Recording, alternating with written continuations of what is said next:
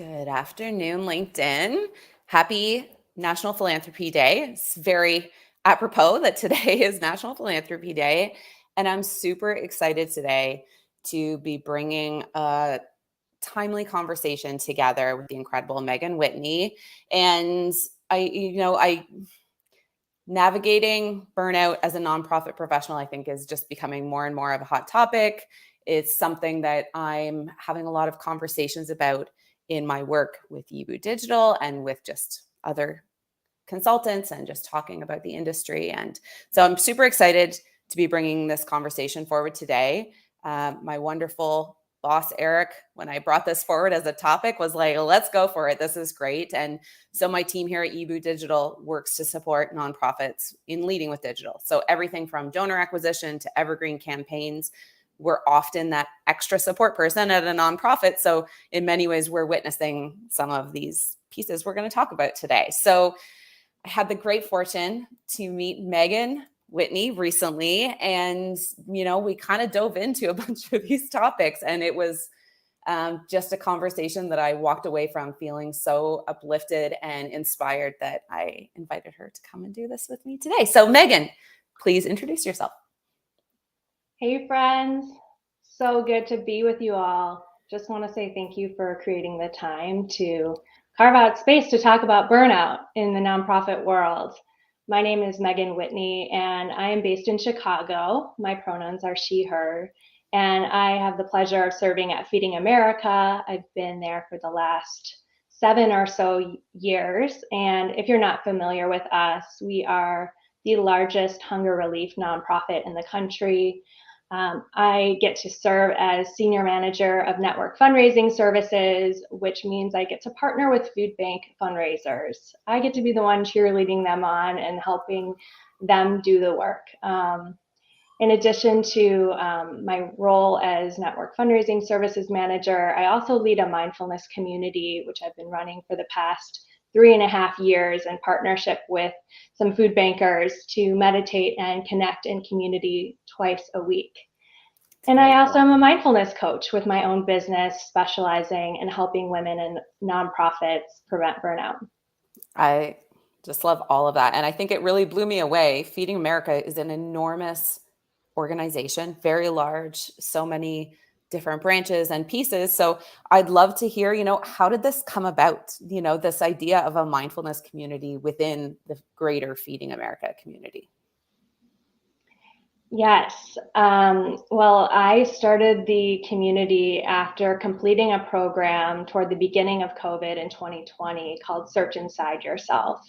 It's a mindfulness and emotional intelligence-based leadership program. And during the program, they had us do a visioning exercise.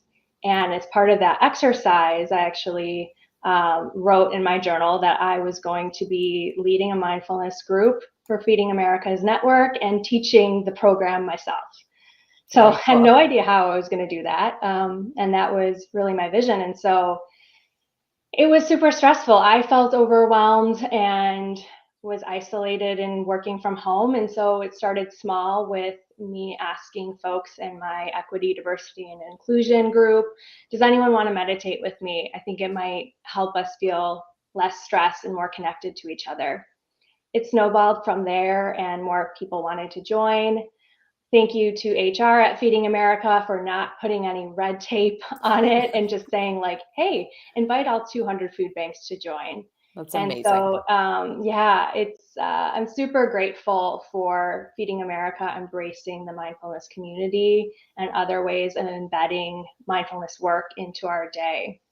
Yeah, that's so great. And I mean, huge shout out to Feeding America, because I think we're all trying to figure out how to support nonprofit professionals. And it is big work, teams. Look at, there's comments coming in already. I've got a hi Megan here from Lacey. Like, it's just so, obviously there's already this community behind you that just really believes in it. So and I'd heard from a couple other people after I'd connected with you, how influential it's been for them. So it's really, I found it to be very exciting to hear about, and just kind of touched my heart that something like this was being implemented at an organization. So that kind of leads us into the first thing that I'm going to ask you to do, which is kind of defining what is burnout, right? The word gets thrown around a lot, and I think it can mean many things, but, kind of at the core, what is burnout?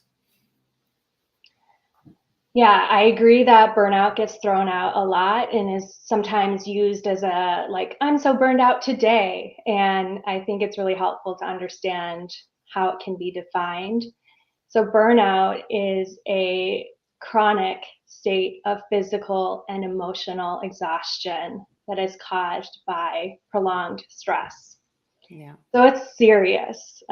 This stress we know is the leading contributor to the top 6 causes of death, and it lands people in hospitals. It leads to turnover.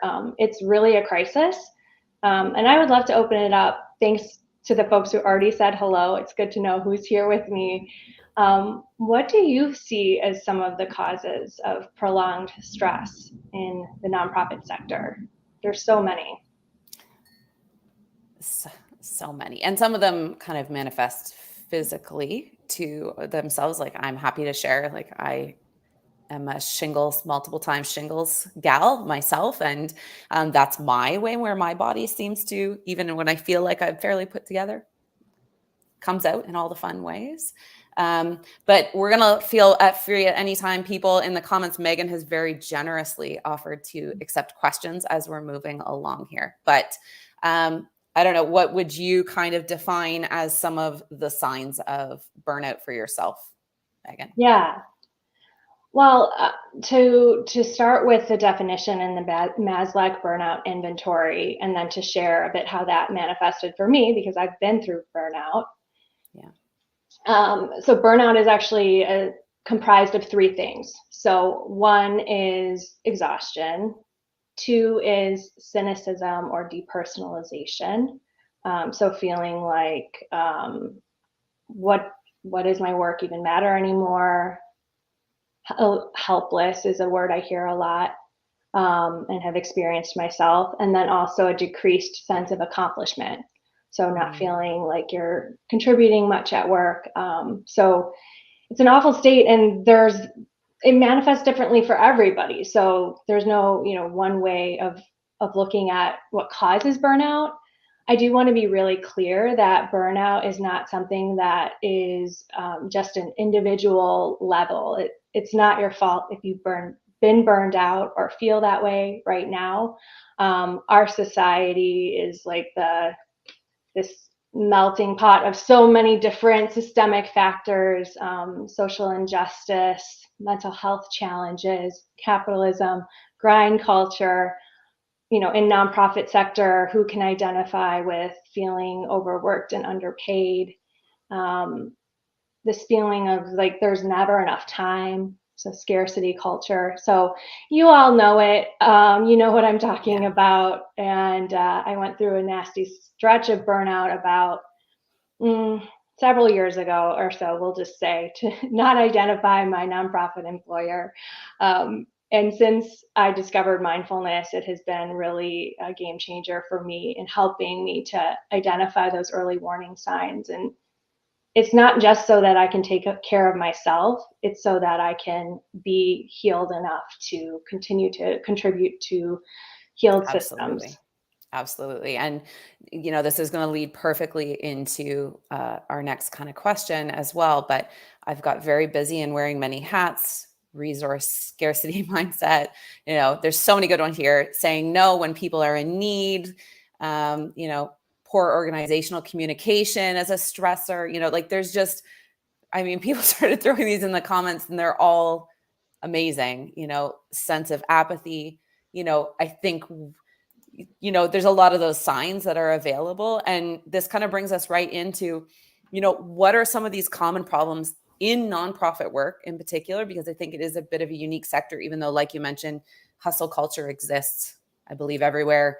I don't know if you've ever seen that great meme where it's talking about European vacations versus American vacation time, right? And, the supports that exist. But I do think there is something unique in the North American mindset toward that maybe increases this risk also of burnout and nonprofit work more so. Mm-hmm. Yeah, so a few thoughts come to mind. And Evan, I saw your comment, and thank you all, friends. It's so good to see so many familiar faces here with me and sharing. I want this to really be a dialogue, so we have so much to learn from each other. So one of the comments that sparked something for me was when Evan shared about the physiological effects. So I think that's one of the most foundational pieces to know about preventing burnout is how to listen to our bodies. Yeah. And I'm going to shout out this book right here. Has anybody read it? It's called Burnout, The Secret to Unlocking the Stress Cycle. I have it in my Amazon cart after we talked recently, and I apologize, I haven't ordered it yet, but it is on order. It's in my mind. So yeah, if anybody else has read it, I'm excited to hear.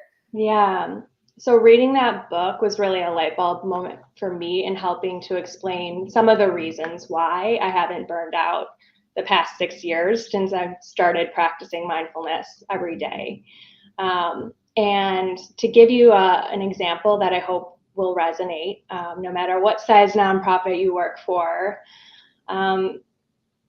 So imagine that you're a grant writer, and maybe we've got some grant writers on this call. I know it can be really stressful, and you get a last minute grant application that's due tomorrow, and your adrenaline and cortisol kick in, and you go into high gear mode of trying to get that grant application together so you can serve the people in your community and help meet your bottom line. So you get really stressed out, you might drink a lot of coffee, and then magically you are able to complete that grant application, but you find yourself when you get home from work feeling really distracted when you're having dinner with your family. You still feel that stress in your body, even though the grant is technically submitted. Yeah. So what this book helped me understand was that we need to actually communicate to our bodies in a way that our body understands to tell ourselves that we are safe. So just because the stressor of that grant application or having a tricky work environment potentially is done and you're home safe, you might not be able to actually focus or enjoy the time with your family. Yeah, Um, absolutely. so so the body doesn't understand me telling myself like it's over, I'm okay now. I need to do things physically, such as deep breathing or going for a walk, laughing, crying. There's lots of ways to actually complete the stress response cycle. And one of the reasons why we burn out is that we have a lot of uncompleted stress response cycles that have built Mm, up in our body. And I just want to empathize if you're feeling any sense of like shame or guilt around how you feel, like I just really want you to know it's not your fault. And there's so many contributing factors. And, um, you know, as Maya Angelou says, when you know better, you do better. And now you yeah. can actually try on something new. Yeah. No, I think that's great. And it kind of, so I think almost in a nutshell, nonprofit work seems to be almost uniquely positioned to create an environment for burnout because of this incoming stress response and the deflation. And I think in healthcare, burnout, has been recognized for quite some time because you can see that cycle that would exist, but it also occurs in less traumatic environments as well, right? Like we don't have to be traumatized in order to get that heightened stress response as well. If anything, maybe, we're gentler with ourselves if we're actually fully traumatized, right? We have a traumatic event in our life and we go, I clearly need to roll back. I need to take care of myself. This was a lot. But that cyclical nature you're talking about of, a high stakes environment and then the crash happens. And like this could be a part of a lot of non-profiteers' workplace journeys at the moment. So, okay, Mhm. I love where this is heading. And so when we first chatted, and I think I was that person who was like, well, I don't know how to fit mindfulness into into my workday. I am struggling to figure out personally how to do this. And I have misconceptions about what mindfulness entails. And I've got a wonderful partner who does 20 minutes of mindfulness in the morning. And I'm always saying to myself, I can't do that. That's too much time. So, this fitting mindfulness into your nonprofit day, what can that look like? And kind of where do we start? I love this question, Tasha. I would love to also know in the chat if you could tell me if you practice mindfulness, perhaps a simple yes or no. And if you're wondering what the heck is mindfulness, I think it's a buzzy word that is often misunderstood. The way that I will define mindfulness that I learned in my teacher training is it's simply paying attention and being aware. So it's not just like, I think people have this conception of like me like sitting in lotus position like this. And I do want to acknowledge that mindfulness, its origins did come from Asia through the Buddhist and Hindu traditions. Over 2,500 years ago, these people knew what was up and they knew how to get in touch with themselves and manage their own stressors, right? And the reason why mindfulness continues to be so popular today in school systems and work systems is because science shows that it lowers stress and reduces anxiety. It helps us to really lean into relationship and connect with each other. Social justice is very important to me, and I find my mindfulness practice of being able to pay attention to what my thoughts are with an attitude of curiosity and kindness that allows me to be able to speak up when I may cause a moment of harm or have a real dialogue with someone rather than my fear default response shrinking me into a corner and staying silent. So mindfulness is something I'm doing right now as I'm talking with you. So I'm feeling the sensations of my feet on the ground. You can do this with me if you want. Just having this sense of groundedness and support is great. I'm noticing that my heart is beating faster than normal. Yeah. And that I feel a little nervous and excited and delighted. So it's something you do in the moment. It's an integrated practice of paying attention. So for folks who feel like skeptical, I may be reading your mind, maybe not, of like, how do I get my leadership to buy into this? One of the things that I learned as I taught the mindfulness program that I was initially a participant of, Search Inside Yourself, is that emotional intelligence or lack of is one of the top reasons why people leave their jobs. And emotional intelligence is really grounded in mindfulness and self-awareness. Wow. And how much better could we be as nonprofit workers and supporting the communities we're all here to serve if we're able to be present with each other and have creative ideas? We can't do that with an exhausted brain.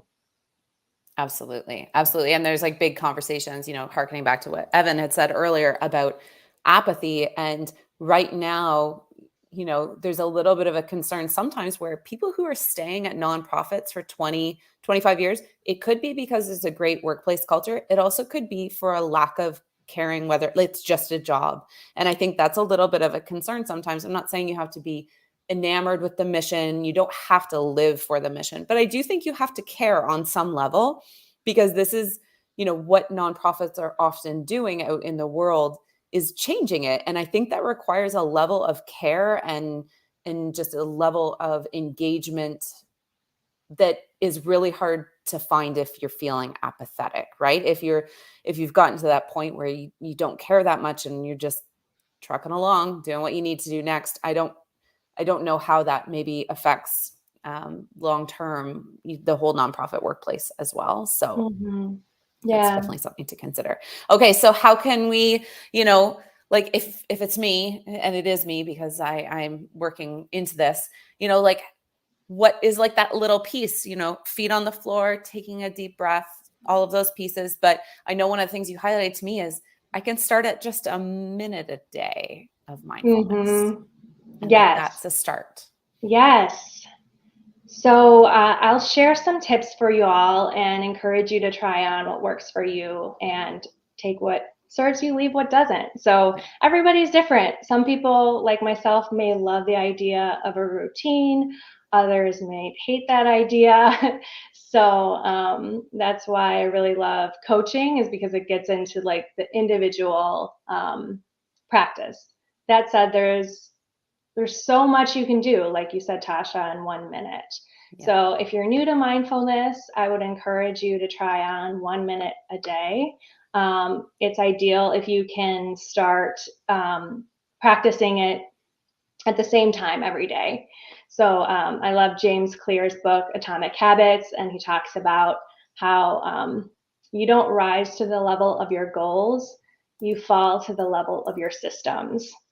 And so he talks about habit stacking. So maybe you can think right now, what is a habit that you do every day? Maybe that is brushing your teeth or making your coffee. So can you say to yourself, after I make my coffee, I'm going to meditate for 1 minute. And you can also, you want to say where you're going to do that. So for me, it's in bed. So you don't have to, actually like sit, with a straight posture. You can lay down, you can stand, you can do walking meditations. Insight Timer is a great free app. I actually just created with love something I'm calling the Nonprofit Burnout Prevention Kit. Nice. So I'm happy to share that with you all. That will tell you for 12 days of peace, is what I'm calling it, what meditations you can do. And there are thousands of meditations out there, my friends. So if you think you don't like meditation, meditation is like as vague as saying, I like to exercise. So you can do meditations for loving kindness, for self-compassion, which are so needed to fight burnout, right? Yeah. So having that routine is key. And then I would say these micro practices throughout your day are so key. And I'd love to guide us in one, just to pause the me talking at you all. And the best way to understand mindfulness is to experience it. So let's do it. So this is called Head, Body, Heart. Again, thanks to Search Inside Yourself for this. They are not sponsoring this message. They are just, they're just awesome. They're awesome. Hundreds of people in the Feeding America network at food banks and the national office have taken their programs, which has been key to integrating this shared language and practice. So Head, Body, Heart is what this is called. So I'll explain it first. The idea is that you take 3 deep breaths, and in the first breath, you check in with your head, aka your thoughts. The second breath, you scan your body and notice what physical sensations are here. And on the third breath, the heart, you just check in with your intention and how you're feeling. So if you'd like, you can close your eyes or lower your gaze and take a deep breath in, checking in with your thoughts, exhaling if you haven't already, taking another deep breath, feeling the physical sensations in your body with curiosity. And on the third breath, checking in with your heart, maybe even putting your hand on your heart, noticing how you're feeling. Allowing whatever feelings are here to be here. I love that. So yeah, curious how it was for folks. If you felt a shift in your body, I would love a word in the chat. And how was it for you, Tasha? It was good. It was good. I know you walked me through this the other day, and I very much felt like, oh, well, that wasn't that complicated. And I think it's more complicated in my brain. Like I almost make myself feel like I have to have a goal, right? Like, how am I doing this? Right? Like how did I get at the other side of this? So I'm really enjoying the simplicity of what's possible in mindfulness. and separating that out from something that has to be, like you said, it could be it could be a big practice, but it doesn't have to be. And I know for myself, that's pretty important. So there's a question that came in from Jandina here. And is the floor really a great mindfulness tool? Great question, Jandina. Yeah, so laying down on the floor is what I imagine you're thinking about. That contact with your body. I like to actually imagine that there's a beautiful tree trunk growing when I do it sitting, I imagine it coming from my feet down into the earth. But yeah, so this is helping you get out of your head and into your body. Your body is always in the present moment. Your breath is always in the present moment. And so part of the challenge that we have in our hectic world is that we are so on autopilot and so distracted. And so just the physical sensations of your body and actually feeling them. Kristen Neff has a phrase of feel it to heal it. Yeah. Thanks, Noreen. So yeah, I would love to hear from folks what strategies work for you. And I will say that with meditation, it's a muscle. So you can't, go to the gym one time and expect that you're suddenly going to be strong. It does require a sense of commitment to it. And I think you'll find that as you practice it, it becomes easier. As you find different styles that work for you, it becomes a really nourishing, healing part of your day. And you can really call that up in any moment. I love that. And, this is going to kind of naturally lead us into one of the big questions that I feel like I know we're going to go a little over time here, people. There's no way. I kept thinking we could do it in 30, but Megan's too awesome and too many great comments. So the big thing that I know probably many people are here today to kind of look at and consider is like, okay, so as individuals, we can start working on our mindfulness practice. Mm-hmm. But the same support that you're getting from this greater team at Feeding America, one of the largest nonprofits in the country, is able to work on this and has put this into practice. Like, how do we take this back to our likely smaller nonprofits? How do we create and find ways to talk to leadership? Or as a leader, how do we put this into place to create this intentional space for mindfulness in the workplace? Mm-hmm. I'm picking up on the word intentional. That is what it's about. So I'll share what has worked well at Feeding America. And I do want you to know, as a fundraising consultant, I work with fundraising shops that are one person. So I've been to food banks that have 10 people. So I think that these strategies can be adapted based on your team. So the first practice I'm excited to share with you all is called Minute to Arrive. And shout out to the friends on my team that do this with me every week. And the idea with Minute to Arrive is that you get to a meeting, right? Oftentimes we're in back-to-back meetings. We're human beings, and we may have just had a difficult conversation or have a friend who's in the hospital, and we need a moment to collect ourselves. I think our culture is this fast-paced, there's not enough time kind of mindset that it's not serving us. So all we do is set a timer for 1 minute. Yes, Elise, look at that. Yeah. Some social validation. That's great. Thank you. Would love to know in that vein, who is doing Minute to Arrive? So you don't have to be a meditation teacher like myself to do it. You can set a timer for 1 minute at the beginning of your team meetings, invite folks to go off camera, or if they're in person, they can just close their eyes or lower their gaze, and we breathe. Nice. And it is simple, yet profound. And I would encourage folks, if you want to try this at your organization, there's a lot of ways to get started.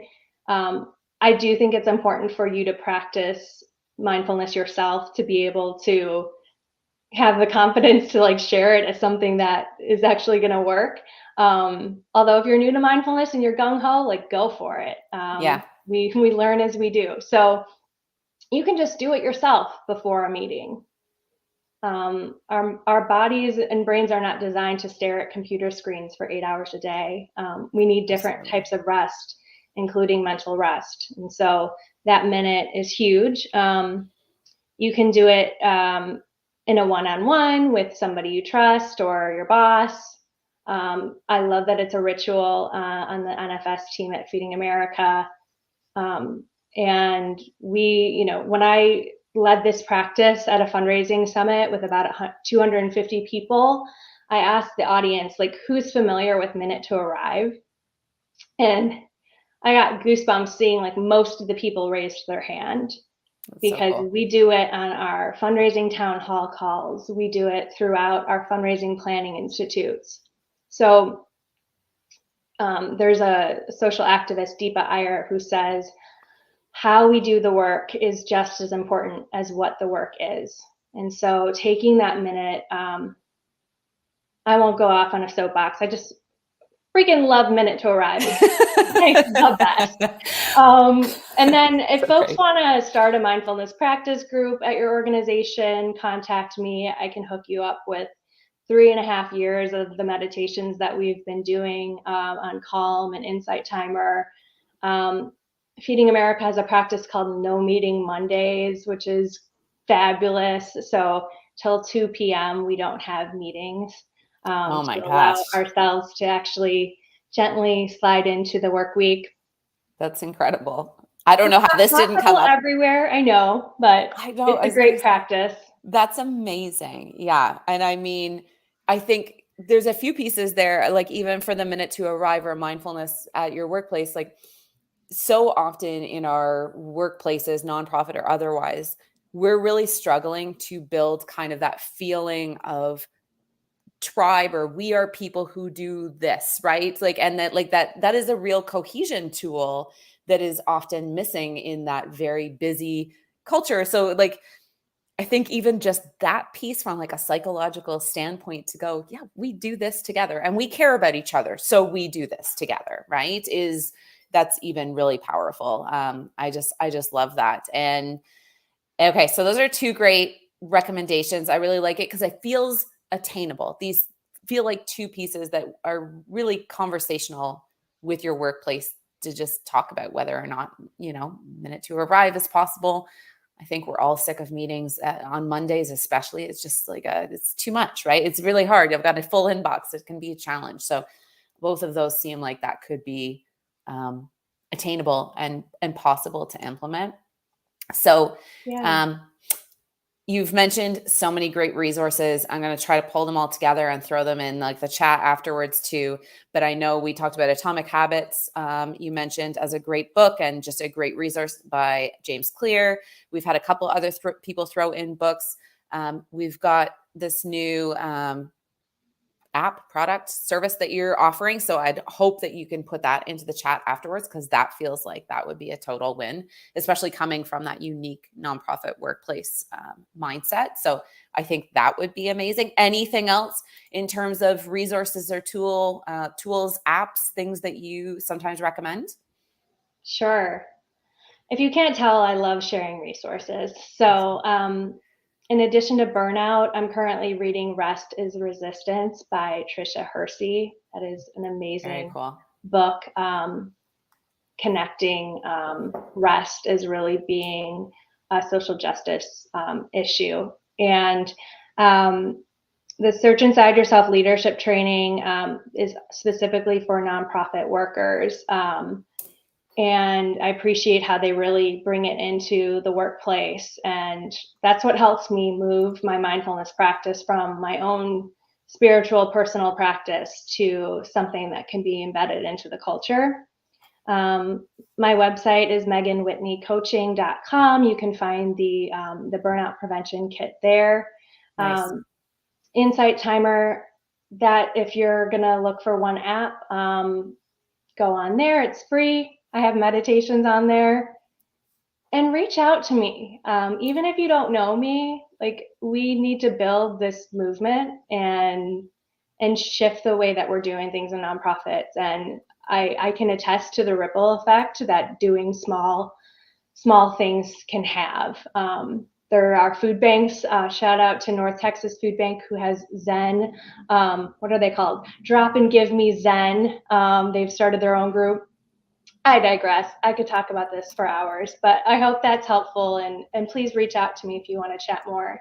Well, and we've got a ringing endorsement here from Christopher about how amazing you are and how this was really a huge foundational thing for this team. So, I think this is just so cool. Blown away. I feel like you and I could talk about this forever. Like, there was like 10 talking points and I was like, we got to cut it down to like 4 here. So I'm very sad that we can't, continue this conversation even more in depth, but I really, really appreciate your insights and your time on such just a topic that you can feel this groundswell movement towards it. And, sorry, I'm going to go back in the comments, because one thing that Evan Wildstein, I don't know if his poll has closed, but him and Michelle Flores are doing this incredible poll about nonprofit professionals and nonprofit employees. Like, why are people leaving? And one of these things is like too much responsibilities and not enough support. So I really do think, things like a mindfulness practice it feels so small, but maybe it's not as small as we all think it is. Maybe there's some real